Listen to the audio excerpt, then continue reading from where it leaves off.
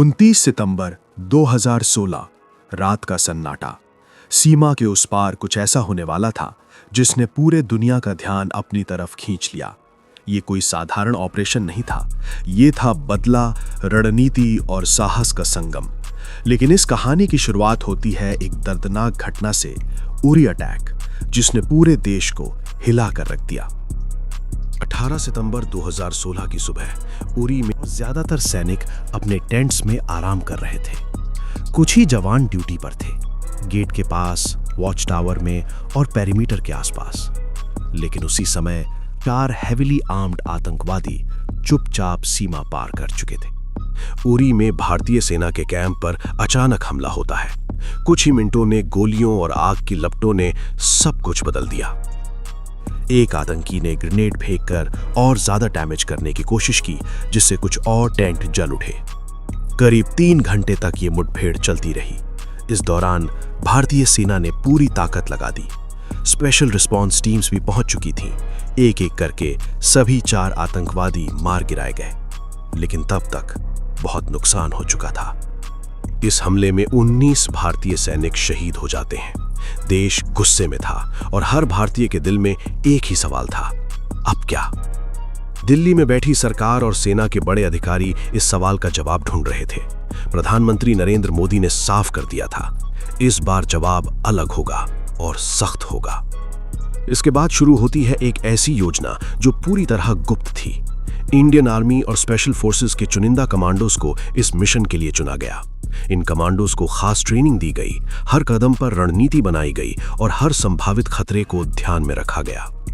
दिन में शांत रहने वाली ये तैयारी रात होते ही तेज हो जाती थी।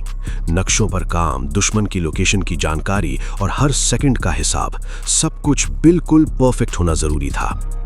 29 सितंबर की रात, समय आ चुका था।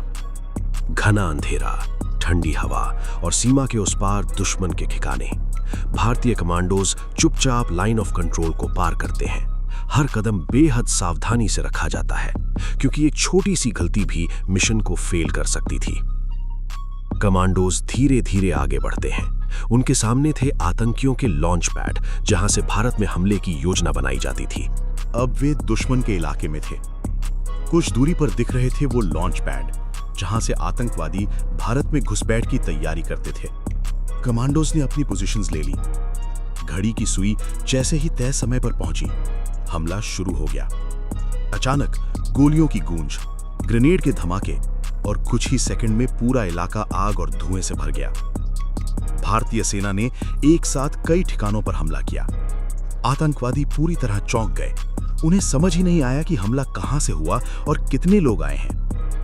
कमांडोज ने पूरी तेजी और प्रिसिजन के साथ टारगेट्स को खत्म करना शुरू किया। हर मूवमेंट कैलकुलेटेड था, हर गोली अपने निशाने पर थी। कुछ ही मिनटों में कई आतंकवादी ठिकाने तबाह कर दिए गए। यह ऑपरेशन लंबा नहीं था, लेकिन असर बहुत बड़ा था। जो काम आतंकवादी महीनों में प्लान करते थे, उसे भारतीय सेना ने मिनटों में खत्म कर दिया। सबसे खास बात, इस पूरे मिशन में भारतीय सेना का एक भी जवान घायल नहीं हुआ। ये ट्रेनिंग, प्लानिंग और एग्जीक्यूशन की जीत थी। काम पूरा होते ही कमांडोज उसी तेजी से वापस लौटने लगे।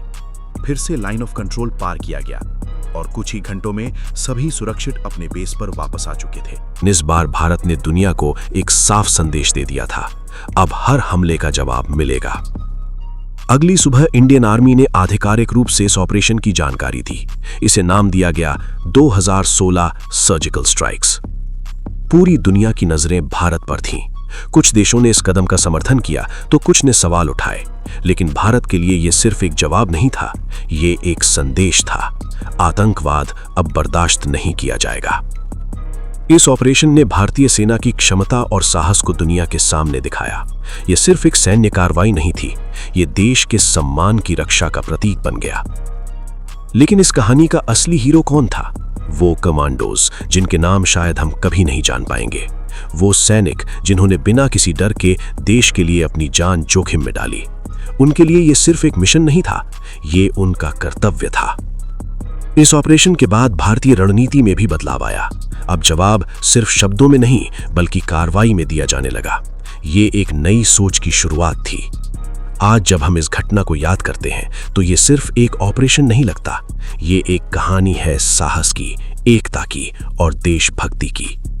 30 सितंबर 2016 की वो रात इतिहास में हमेशा के लिए दर्ज हो चुकी है। ये वो रात थी जब भारत ने दिखाया कि वो सिर्फ सहन नहीं करता बल्कि सही समय आने पर जवाब भी देता है।